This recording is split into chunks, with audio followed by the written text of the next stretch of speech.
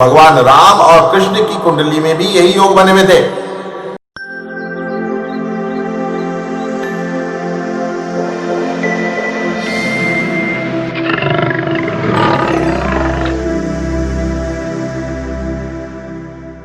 नमस्कार, मैं astrologer doctor Rohit आनंद इस वीडियो में आपको बाकी बचे हुए 7 विलक्षण योग के बारे में बताऊंगा जो कि हमारे प्रधानमंत्री नरेंद्र मोदी जी की कुंडली में विद्यमान है। इससे पूर्व जो मैंने ये वीडियो आप लोगों के लिए प्रेक्षित किया था उसके अंदर 8 विभिन्न योग बताए गए थे और अब मैं आपको 7 योग बता रहा हूं और इन सभी 15 योगों की वजह से आप देखेंगे कि आने वाले समय में बहुत जल्द कुछ महीनों के अंदर ही भारत 14 से 15 देशों के एक समूह को लीड करेगा, चाइना के विरुद्ध अपना स्थान बनाएगा। और जिस तरह से चाइना आंखें दिखा रहा है वो अपनी आंखें बंद करके, छोटी छोटी आंखें बंद करके कोने में जाके बैठ जाएगा और उसकी जो अर्थव्यवस्था है पूर्णतः ध्वस्त हो जाएगी और उसको माफी मांगनी पड़ेगी सारे देशों से अपने कुकृत्य के लिए जो कोरोना वायरस उसने स्वयं ने निकाला है। जैसे अपन कहते हैं ना, अपने कहावत है कि शाना कौवा गू पे बैठता है, तो इसने बहुत ज्यादा बुद्धिमत्ता का प्रयोग करते हुए, अपने आप को बहुत इंटेलिजेंट, ओवर इंटेलिजेंट समझते हुए एक सोची समझी रणनीति के तहत इसने कोरोना वायरस को इंट्रोड्यूस किया। विभिन्न देशों के 90 देशों के सेना के गेम्स करवाए और उन खिलाड़ियों के माध्यम से उन देशों के अंदर इस कोरोना को भेजा ताकि उनकी सेनाएं खत्म हो जाए और ये इसका एक छत्र राज हो जाए। ठीक है, इटली जो इसको इतना सारा व्यापार इसके साथ करता था, ऑस्ट्रेलिया जो इसके साथ सबसे ज्यादा व्यापार करता था, अमेरिका जिसका करीब 13 से 17% व्यापार चाइना के साथ हुआ करता था, वो सारे जनों को इसने धोखा दे करके ये इतनी तेजी से उनकी कंट्रीज में फैला दिया कि वहां पे लाखों लोग मर गए हैं।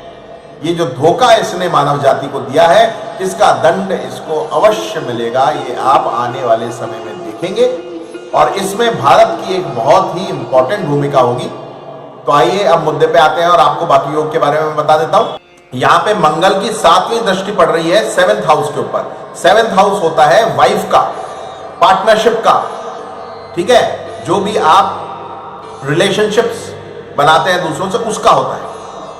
और क्योंकि मंगल की दृष्टि पड़ रही है इसलिए आपने देखा कि इनके वाइफ के साथ जो इनके रिलेशंस थे वो टूट गए। ये दूर करता है वाइफ से। और ऐसे ही आप देखेंगे कि शनि जो कि 10वें घर में है, उनकी 10वीं दृष्टि जो है वो पड़ रही है 7th हाउस के ऊपर। तो मंगल और शनि दोनों की दृष्टि पड़ रही है 7th हाउस। मतलब किस हाउस के ऊपर? रिलेशनशिप के हाउस के ऊपर। रिलेशनशिप का हाउस का क्या मतलब हुआ? यानी कि शनि है न्याय के देवता और मंगल है सेनापति, ताकत के देवता।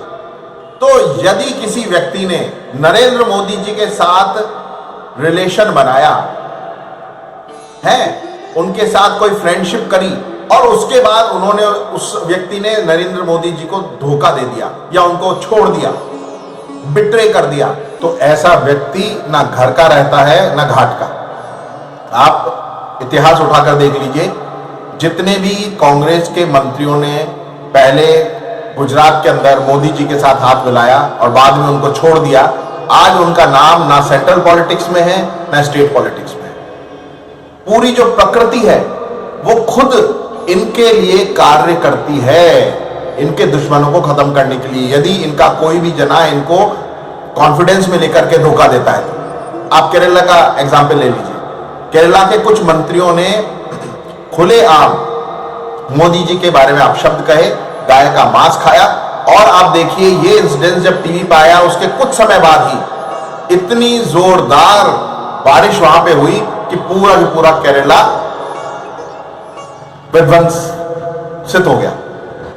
आप बंगाल में एग्जाम्पल ले लीजिए, जैसे ही वहां की चीफ मिनिस्टर ने उल्टा सीधा मोदी जी के बारे में बोलना शुरू करा, वहां पे इतना जोरदार तूफान आया, सब खत्म। कितना नुकसान हो गया आप देख लीजिए। उसके बाद हमारे जाइए महाराष्ट्र के अंदर, शिवसेना ने बीजेपी के साथ मिलकर के चुनाव लड़ा और बाद में धोखा दिया तो कोरोना से सबसे ज्यादा इफेक्टेड कौन हुआ है? महाराष्ट्र हुआ है। और मैं आपको लिख के बता दूं कि 29 जुलाई से पहले पहले यह सरकार निश्चित तौर पे गिर जाएगी। अगले इलेक्शन के अंदर आप शिवसेना की बंद खुद देख लेंगे। और ये जो अभी शिवसेना की जो मिलीजुली सरकार चल रही है, निश्चित तौर पर 29 जुलाई से पहले पहले गिर जाएगी और उसके बाद बीजेपी का शासन ही वहां पे आना है। जिसने भी ऐसे व्यक्ति को धोखा दिया है, जिसके मंगल की 7वीं दृष्टि पड़ रही है 7th हाउस के ऊपर और शनि की भी दृष्टि पड़ रही है, तो ऐसी स्थिति के अंदर उससे वो व्यक्ति कभी बच नहीं सकता, वो पूरी तरह निस्ते नाबूद होगा ही। इसके अलावा आप देखिए रोचक योग भी बना हुआ है। रोचक योग क्या होता है? जब कुंडली के अंदर मंगल स्वराशि के अंदर हो, अपनी उच्च राशि के अंदर हो, मूल त्रिकोण राशि के अंदर हो, या फिर मित्र की राशि के अंदर। तो उच्च की राशि को तो अपन 5 अंक देते हैं, मूल त्रिकोण राशि को 4 अंक माने गए हैं, स्व राशि के लिए 3 अंक माने गए हैं, और मित्र राशि में यदि होता है वो ग्रह तो उसको 2 अंक माने गए हैं। उसके हिसाब से आप अपनी कुंडली को भी देख सकते हैं। तो यहां पे आप देखेंगे कि जो मंगल है वो स्वयं की राशि के अंदर आके विराजमान हो गए हैं लग्न के अंदर, और उनके साथ युति होनी चाहिए किसकी? सूर्य या फिर चंद्र की, जो बनी हुई है। तो ये एक महापुरुष योग कहलाता है, रोचक महापुरुष योग। अपनी कुंडली के अंदर 5 महापुरुष योग बताए गए हैं, और जिस व्यक्ति की कुंडली में ऐसे महापुरुष योग होते हैं, भगवान राम और कृष्ण की कुंडली में भी यही योग बने हुए थे। वही योग में से एक योग रोचक योग मैंने आपको बताया नरेंद्र मोदी जी की कुंडली के अंदर है। अब मैं आता हूं अगले के ऊपर। अगला आप देखिए, इनके गजकेसरी योग मैं आपको पहले ही बता चुका हूं। गजकेसरी योग के अंदर पहला, चौथा, 7वां या 10वां ये वाली दृष्टि अगर पड़ती है, इस चंद्रमा और बुध को साथ होना जरूरी है। पहली कंडीशन किसमें साथ होना जरूरी है? केंद्र में साथ होना जरूरी है। लेकिन जो बृहस्पति है वो चंद्रमा से या तो पहले स्थान पे होने चाहिए, या चौथे, या 7वें, या 10वें। तो नरेंद्र मोदी जी कुंडली में आप देखेंगे चंद्रमा विराजमान है लग्न के अंदर, यानी पहले स्थान के ऊपर, और जब अपन उसको काउंट करते हैं पहला, दूसरा, तीसरा, चौथा, चौथे भाव के अंदर विराजमान है बृहस्पति। तो ये जो दोनों कंडीशन है ये पूरी हो गई, इसलिए इनका गजकेसरी योग बन गया। इसके अलावा केमदुम योग भी इनकी कुंडली के अंदर। अब केमदुम जो योग है उसके अंदर क्या होता है? जब द्वितीय तथा द्वादश स्थान में सूर्य, राहु और केतु के अलावा और कोई ग्रह नहीं होता है। ये 3 ग्रह तो हो सकते हैं, लेकिन इनके अलावा कोई ग्रह नहीं और वो खाली पड़े हों, दूसरा और 12वां। तो दूसरा और 12वां दोनों आप भाव देख लीजिए, दोनों ही खाली पड़े हुए हैं नरेंद्र मोदी जी। तो एक केमदुम योग बनाता है, और ऐसा व्यक्ति वस्त्र हीन माना गया है, अन्नपानहीन और स्त्रीहीन माना गया। तो आपने देखा कि इनके स्त्री का सुख इन्होंने नहीं लिया, इन्होंने संन्यास ले लिया एक तरह से, और जन्म से ही ये घर से बाहर चले गए। घर का त्याग भी इसमें आता है, घर को त्यागना पड़ता है, स्त्री को त्यागना पड़ता है। ठीक है, तो एक साधु के जैसा जो इनका वो है जीवन, वो इसी वजह से आ रहा है। अब यदि एक और योग जो है वो कल्प दुम योग है, और कल्प दुम जो योग है ये केमदुम योग के जितने भी बुरे इफेक्ट्स होते हैं उनको खत्म कर देता है। पर्वत योग भी इनके है।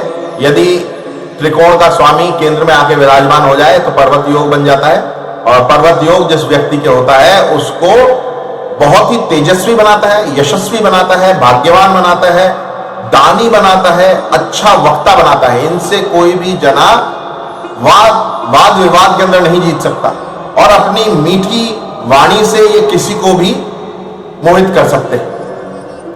और एक बहुत ही मुस्कान भरी हुई विनोदी प्रवृत्ति होती है इनकी, ठीक है ना, और शास्त्रों का ज्ञान इनको बहुत अच्छा होता है। तो आपने देखा ये जो 15 योग मैंने आपको बताए, इन सारे 15 योगों के कारण मोदी जी की जो कुंडली है वो इतनी बलवान हो गई है कि ये निश्चित तौर पे हमको एक अखंड भारत की तरफ लेके जा रहे हैं। और आने वाले समय में जो मेरा अगला वीडियो है वो मैंने आपको बता रहा, उसके अंदर मैं आपको बताऊंगा कि जो भारत है वो एक हिंदू राष्ट्र कब बनेगा, अखंड भारत कब बनेगा, और उस अखंड भारत कौन सा, अखंड तो है ही भारत, लेकिन वो वाला नक्शा जिसके अंदर पहले अफगानिस्तान हुआ करता था, बर्मा हुआ करता था, म्यांमार हुआ करता था, श्रीलंका हुआ करता था, वो सारे के सारे देश वापस से भारत के अंदर मिलेंगे। जो भारत का नाम इंडिया से भारत बदलने की जो मुहिम अभी आई है, ये कोई साधारण बात मत समझिए आप। वापस से भारत वही पुरानी ख्याति जो थी अपनी उसको पाएगा, वही पुराना अखंड भारत हो जाएगा, जिसके अंदर ये सारे देश जो मैं आपको बता रहा हूं वापस मिल जाएंगे स्वेच्छा से। कब मिलेंगे, कब भारत हिंदू राष्ट्र बनेगा, इसके लिए आपको मेरा अगला वीडियो देखना होगा। आशा करता हूं ये सभी जानकारी आपको लाभ प्रदान करेगी। आप लोगों ने मुझे सुना, धन्यवाद।